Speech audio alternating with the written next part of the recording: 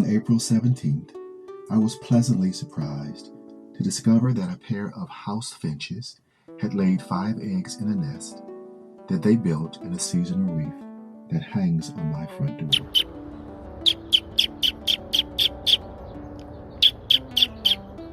I immediately decided that I would document the journey of this pair as they raised their offspring. As the days passed, the changes were significant, dramatic, and swift.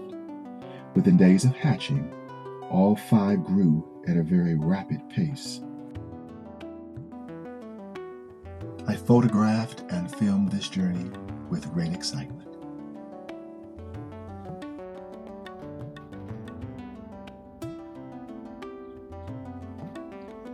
It was now official.